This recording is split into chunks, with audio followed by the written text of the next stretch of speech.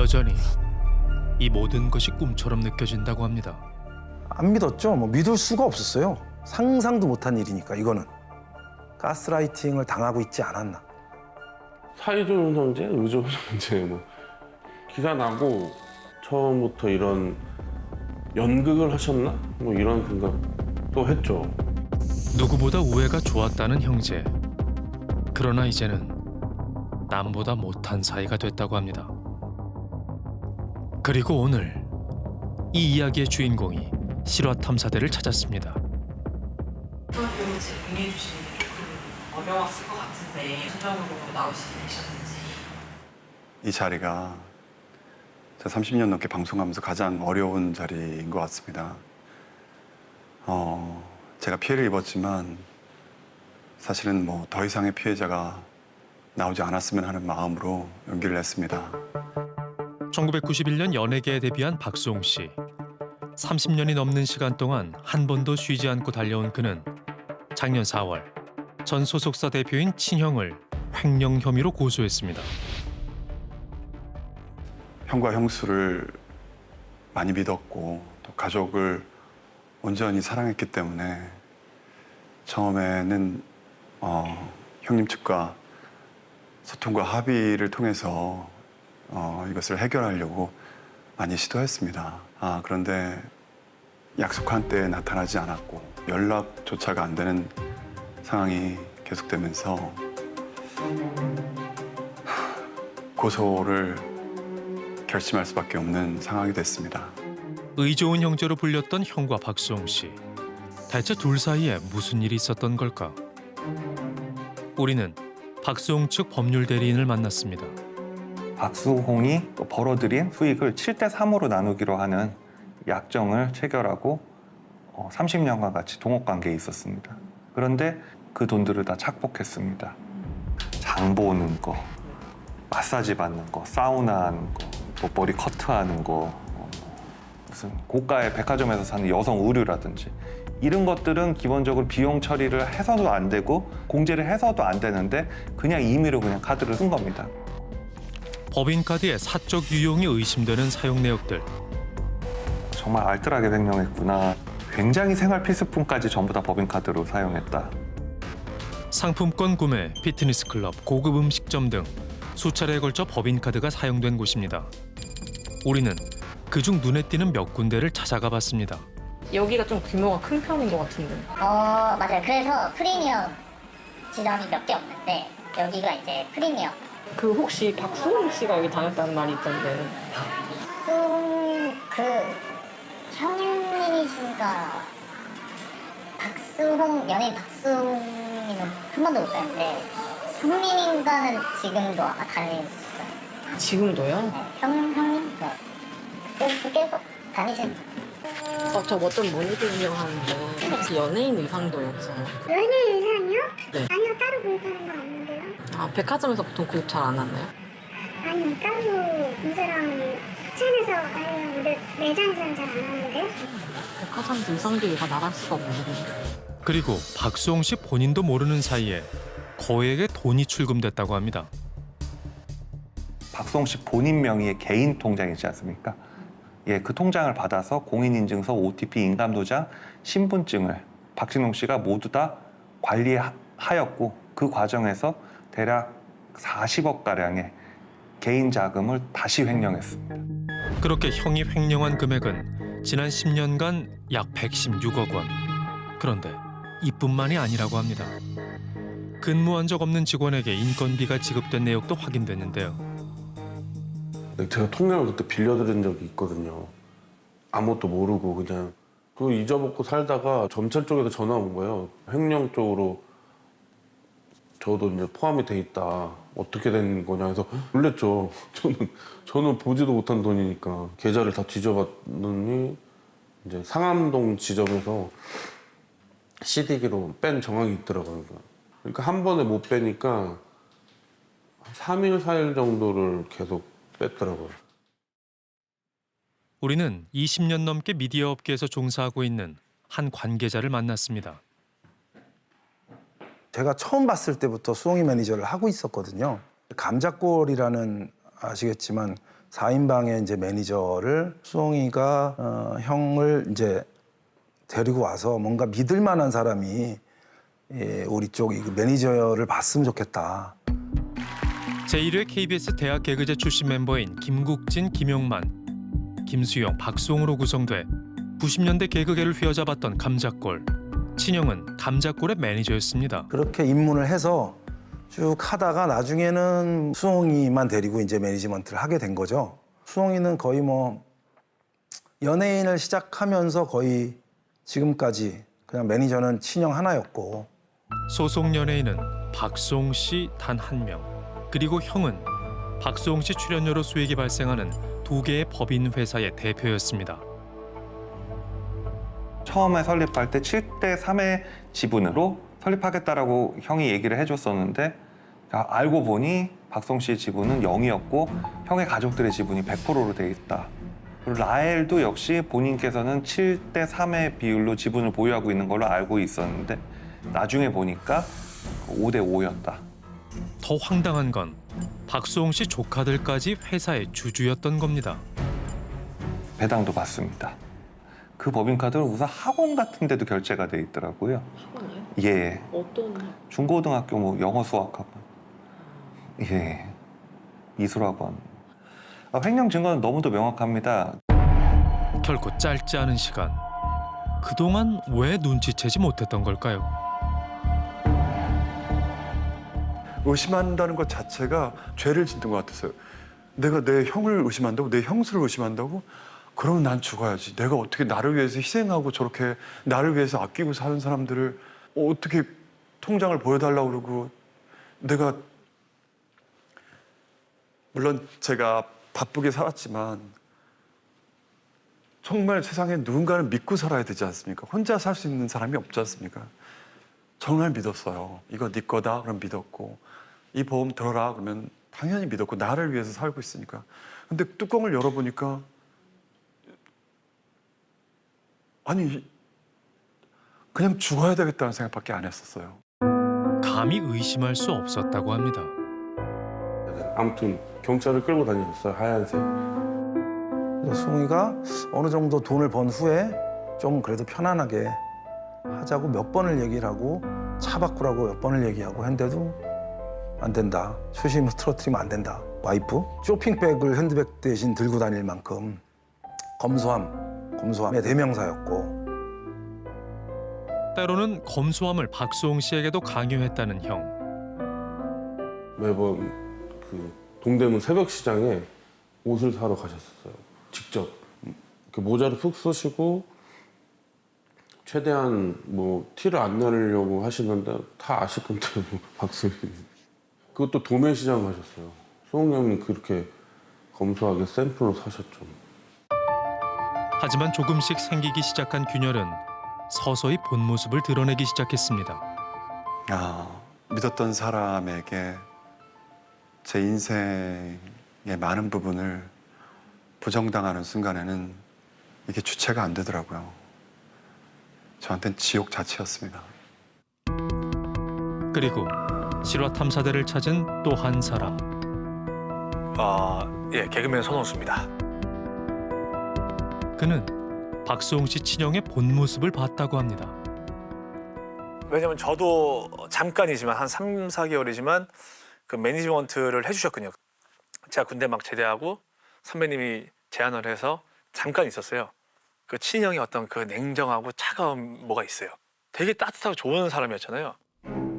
한때 소속 연예인으로 같이 일을 했었다는 손헌수 씨. 딱 하면 그러니까 나에 대해서 그 어떤 매니지먼트도 안 하고요. 움직이지도 않고 만나면 냉정하게 차갑게 대하고 이 웃으면서 칭찬을 하는 것도 저는 느껴요. 그게 몇 번 반복이 되니까 전 가짜다. 너무 티나게.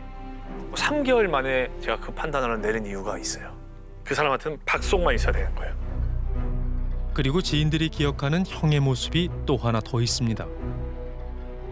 계속 그 얘기를 해요. 형이 사주받은 얘기를. 어느 순간부터 약간 맹신하는 느낌? 선배님이 주변 연예인 동료들도 많이 잃었어요. 친형이 그렇게 한 거예요.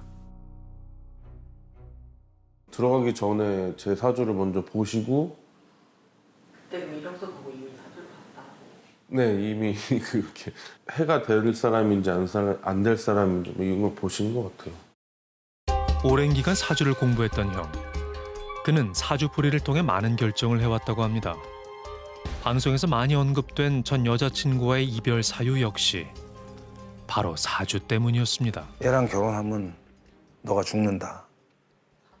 사주상으로. 너는 여자 운이 없다. 혼자 살아야 될 팔자고. 이걸 심지어 부모님에게도 결혼시키면 수홍이가 죽어. 그러니까 계속 신점 이걸 얘기를 하고 안 된다 막는 거죠. 사주가 안 좋으니까 우리 집안을 망하게 할 수 있다. 칼을 들이대고 너 죽고 나 죽자. 그날의 기억은 다시는 결혼을 하지 않겠다고 결심할 정도로 크나큰 상처를 남겼습니다. 이번에 똑같아요. 결혼하기 전에는 사주가 좋대요. 근데 결혼한다고 하니까 갑자기 사주가 안 좋대요. 이뿐만이 아닙니다. 본인을 의심하면 종종 강압적인 모습도 보였다는 형. 야, 누가 헛소리를 하는 거야 지금? 내가 몇 번 얘기했어. 내가 완전 귀찮은 거야. 너 나쁘니까 너도 지금 쓰고 나도. 내가 형한테 한 번이라도 그렇게 대들면서 형한테 그런 적이 있어요? 누구한테 자르든지 연애 자는데 그 사주가 네가 그렇다고. 내가 몇 번씩 얘기했잖아. 부모님들도 좀 의심하는 상황이 된다 그러면 형이 그냥 부모님이 나를 이렇게 의심하니 나는 이 세상을 살 가치가 없다 이러면서 자해야겠다. 마치 무소불위의 힘을 가진 것처럼 보였던 형은 가족들도 쉽사리 말리지 못했다고 하는데요. 이런 상황이 되니까 좀 의심하기가 어려웠죠. 형이 저 정도까지 억울함을 토로하는데 설마 나의 친형이 저랬을까? 절대적이었어요. 약간 신까지는 아니어도 절대적인 집안의 모든 중심을 잡는 사람. 어느 순간부터 모든 결정을 형의 의견대로 따랐던 가족들. 그들에겐 형과 갈등을 빚은 박수홍 씨가 도리어 가해자였습니다. 너가 우리 손주들을 죽이려고 그런다 이러면서 실제로 전화기상으로 막 들리더라고요. 망치로 막 문을 두들기는 소리가 뻑뻑뻑뻑. 아버지가 너한테 얼마나 화가 났으면 망치를 들고 찾아갔겠냐 반성해라. 그러니까 형은 박수홍님의 정당한 재산, 본인의 재산 이런 개념이 아니라 우리 가족의 재산으로 좀 생각을 해요. 인식이. 그리고 가족의 재산에 대한 주도권은 본인이 갖고 있다라고 생각해요. 그러니까 반성이 없고 합의도 안 되는 겁니다. 그런데 박수홍 씨는 이번 고소를 진행하면서 뜻밖의 사실도 알게 됐다고 합니다. 형사 고소를 진행하면서 알고 보니까 이게 사망 담보가 고액으로 설정된 보험이 이게 한두 개가 아니라 여러 개 가입돼 있었고요. 당시 본인 명의로 가입된 보험은 총 8개. 그중 사망보장금이 큰 고액의 사망보험이 다수 가입돼 있었던 건데요. 그 보험 어플을 깔고 거기서 이제 제가 사망 초과가 뭐 600%가 초과된다는 그 사실을 알게 되고 나서 제가 저한테는 연금 보험이나 뭐 이제 저축성 보험 뭐 이런 식으로 얘기를 했었거든요. 제가 피보험자인데 그 당시에 미혼이었는데 제가 왜 제가 죽으면 받게 되는 돈을 설정을 그렇게 했겠습니까? 그의 말이 사실일까? 우리는 전문가를 찾아 물어봤습니다. 박수홍 씨가 연예인임을 감안하더라도 굉장히 다수 보험에 이제 해당이 되고 1회 보험료 자체도 소액이 아니라 고액이기 때문에 그 굉장히 또 이례적인 보험 체결이라고 볼 수 있죠. 몇백만 원 되는 거는 되게 흔치 않아요. 이거 이제 그 다 합산을 해보면 또 1,000만 원이 넘는 금액이기 때문에 또 굉장히 그 고액의 보험을 가입한 걸로 그렇게 보여져요. 그렇다면 사망 시 받을 수 있는 최대 보장금은 얼마일까? 모든 거를 합치게 되면 기본 가입 금액 기준으로 하면은 9억 7천입니다. 9억 7천이고 이제 사고일 경우에는 10억 7천이었고요. 거기에 이제 추가 납입이 이루어졌다면 그 부분은 이제 또 플러스. 그런데 가입한 보험 중 2개는 계약자가 특이합니다. 바로 친형이 소유한 법인 회사로 박수홍 씨의 지분이 전혀 없습니다. 제 목숨이 담보가 되어 있는데 이걸 제가 법상으로 저는 아무것도 하지 못하는 상황이라는 게 정말 비참했고 아무것도 하지 못하는 상황이란 게 대체 무슨 말인 걸까? 그 회사가 이제 해지를 한다든지 보험회사가 해지를 해주지 않으면 사실 소송을 통해서 할 수밖에 없습니다. 그 박수홍 씨가 이제 그 친형 회사와 이제 보험회사를 상대로 그 피보험자 지위 부존재 확인해서 이거를 제기를 해서 승소를 받아야지 이게 이제 보험 계약을 해지할 수 있습니다. 형에게 묻고 싶은 게 너무 많았습니다. 이후 박수홍 씨는 형과의 만남을 위해 수차례 연락을 시도했는데요. 고소 이후로 그러면은 어디서 연락이 오겠나요? 일체 없습니다. 박진홍 씨가 그 샘소나이트 가방을 구매한 것을 나이트를 가는 박수홍 씨라는 증거로 제출했다라는 코미디 같은 일이 있었다는 얘기 들었습니다. 나이트라는 말에 반응을 한 거죠. 나이트라고 카드 전표에 찍혀 있으니까 이거 법카로도 그렇기 때문에 이 박수홍도 횡령을 했고 박수홍은 그런 데를 자주 가는 거 방송을 통해서 알지 않냐? 아무런 응답도 없었던 그들은 경찰 조사에서 박수홍 씨가 유흥업소를 다니고 회사 돈을 횡령했다며 샘소나이트 한 가방 브랜드의 결제 내역을 제시했다고 합니다. 그들은 예상치 못한 곳에서 불쑥 나타났습니다. 그 악플러 하나를 고소했습니다. 근데 주변인이 아니면 알 수 없는 정보들을 내용으로 하는 악플들이 엄청 많이 쓰신 거예요. 그래서 그분을 고소를 했는데 그분이 불송치 결정이 났어요. 불송치 결정 이유서를 봤더니 거기 그 불송치 결정 이유서에 보니까 나는 참고인이 이땡땡한테 들어서 이 사실을 알게 되었고 이땡땡은 박수홍 씨의 가까운 사이이기 때문에 당연히 나는 그게 진실이라고 믿을 수밖에 없었다. 이땡땡이 누구냐. 불송치 결정서에서 드러난 이름이 다름 아닌 박수홍의 형수였습니다. 가장 믿고 가까웠던 사람이 거짓 루머를 퍼뜨리며 악플을 달라고 종용했던 겁니다. 하지만 그를 힘들게 하는 건 또 있었습니다. 제가 볼 때는 형의 횡령 혐의 없거든요. 술에 취한 박수홍의 눈빛은 정말 무서웠습니다. 돈벌이 수단을 하려고 비슷한 고양이 찾아온 거 아니에요? 길고양이 맞습니까? 그리고 지금 박수홍의 얼굴을 보면 악마가 보입니다. 제가 30년 동안 방송을 하면서 그래도 저는 구설수에 오른 적이 없었습니다. 방송하러 가면서 오늘은 또 무슨 루머가 나와서 사람들이 나를 어떻게 색안경 끼고 볼까. 너무 사람이 무섭더라고요. 전직 기자라고 들었습니다. 그분이 방송마다 크로스 체크를 했다. 형이 잘못이 아니라 제 잘못이다라는 얘기 반복하셨는데 저한테 그 어떤 연락이 온 적도 없고요. 그리고 왜 형 측의 얘기를 반복하셨는지 궁금합니다. 전직 기자가 주장하는 근거가 대체 무엇일까? 우리는 박수홍 씨 관련 콘텐츠를 올린 수십 개의 동영상에 딱 한 가지 질문만 했습니다. 대체 무슨 근거로 콘텐츠를 제작했는지 말이죠. 그리고 딱 한 곳에서 답변을 받았습니다. 그들은 기사를 그대로 인용해 재구성한 것이라고 답했습니다. 그러니까 지금 고소할 때 명목은 지금 뭘로 고소가 돼요? 허위 사실에 의한 명예훼손 및 업무 방해입니다. 언론은 중재기관도 있고 반론권도 있고 심지어 처벌도 강하고 손해배상액도 세지 않습니까? 예. 근데 하지만 이런 유튜버들이나 언론인에 준하는 영향력을 갖고 있는 이런 사람들은 고작 처벌할 수 있는 게 허위 사실에 의한 명예훼손, 업무 방해 정도밖에 안 되는데 굉장히 요건이 까다롭고 처벌도 약합니다. 과연 이 법의 체계가 지금 제대로 작동하고 있는지 심각한 의문을 갖고 있습니다. 제작진의 취재 결과 많은 부분이 사실과 달랐습니다. 박수홍의 언론 플레이라고 의심했던 반려묘 다홍이 구조 당일 진료 기록을 보면 정확히 길냥이라고 표기된 걸 확인할 수 있습니다. 피해자는 또 있습니다. 온갖 자극적인 내용으로 비난과 조롱을 받아야 했던 한 사람. 바로 작년 혼인 신고를 한 박수홍 씨의 아내입니다.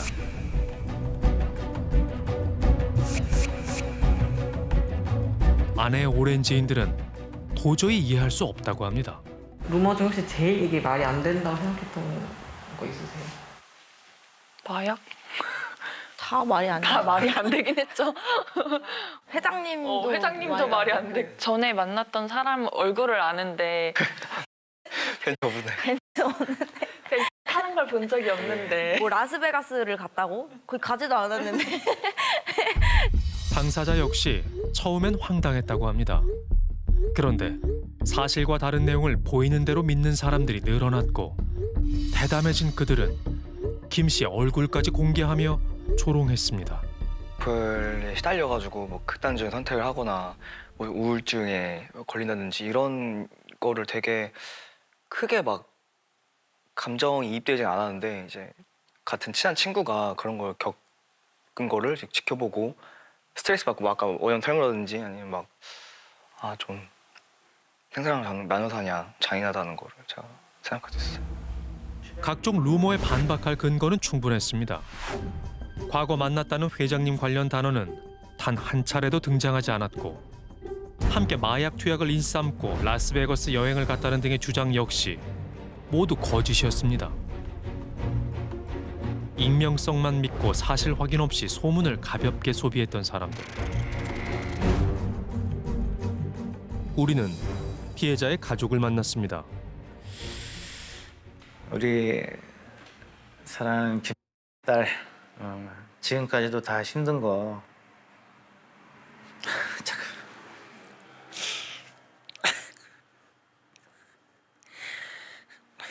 상처는 오롯이 피해자의 몫이었습니다.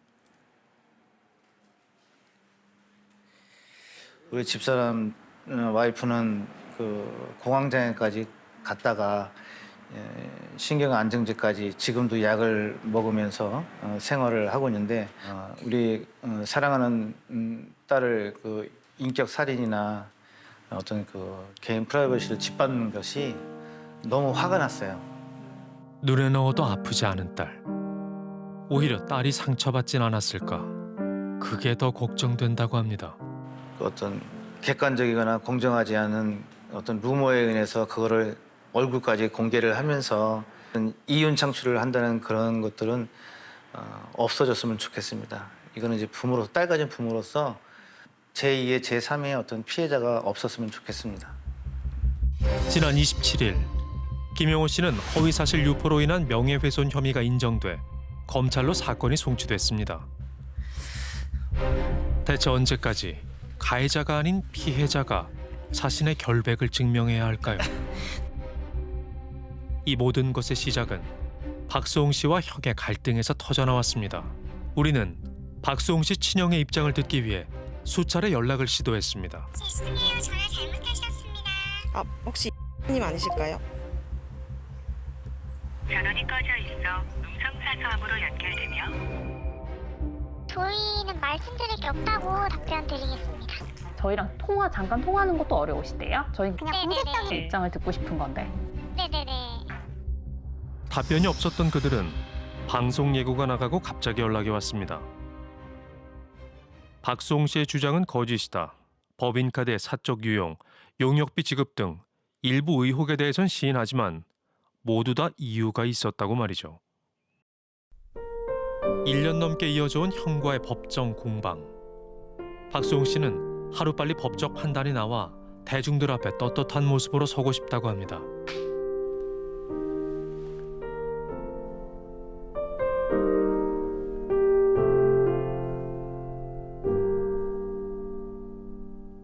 송 아저씨를 기억하는 사람들은 저희같이 생각하는 사람이 훨씬 더 많을 것 같아요.